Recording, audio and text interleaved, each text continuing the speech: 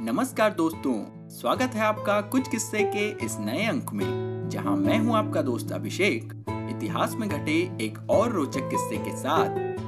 तो किस्सा कुछ यूं था कि जब एक राजा को अपनानी पड़ी युद्धम शरणम गच्छामि की नीति। दोस्तों, भारत में एक महान सम्राट हुए जिन्हें युद्ध में रक्तपात देखकर ऐसी ग्लानि हुई कि वे धर्म की शरण में चले गए।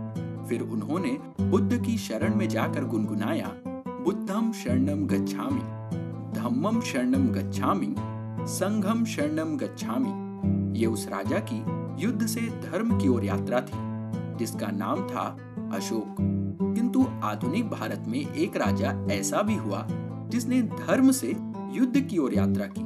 पहले वो राजा धर्म पथ पर चलना ही श्रेष्ठ मानता था, किंतु जब उसे लगा कि इस पथ पर चलने से तो उसकी सारी सभ्यता ही नष्ट हो जाएगी, तो उसने युद्ध का मार्ग प्रशस्त किया।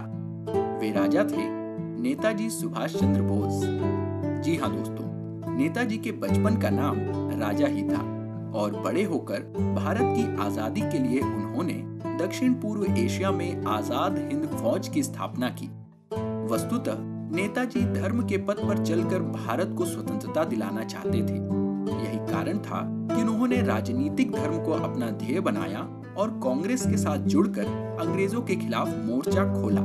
किंतु नरम दल के प्रवर्तकों में महात्मा गांधी, जवाहरलाल नेहरू और अन्य तत्कालीन कांग्रेस नेताओं ने सुभाष के क्रांति से आजादी के विचार का समर्थन नहीं किया।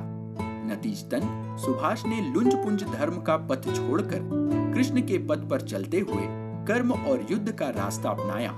प्रसिद्ध लेखक आचार्य श्री कृष्ण सरल ने नेताजी की जीवनी लिखते हुए लिखा है, तब सुभाष के मन में ये प्रेरणा मंत्र बनकर गूंजने लगा था, युद्धम शरणम गच्छामि, कंभम शरणम गच्छामि, संघम शरणम गच्छामि।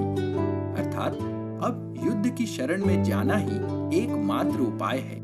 कर्म की शरण में जाने पर ही उद्धार होगा और संघ यानी कि आजाद हिंद फौज के कार्यों से ही स्वतंत्रता की प्राप्ति होगी।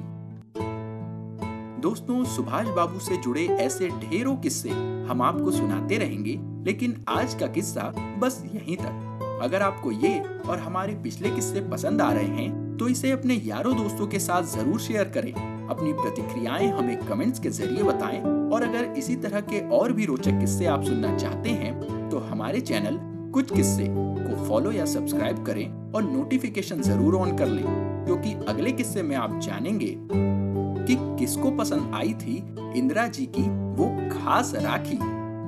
तो दोस्तों, आज के लिए बस इतना ही। जल्द मिलेंगे इतिहास में घटे एक और दिलचस्प किस्से के साथ। तब तक के लिए अपने दोस्त अभिषेक को दीजिए इजाजत। नमस्कार, जय हिंद।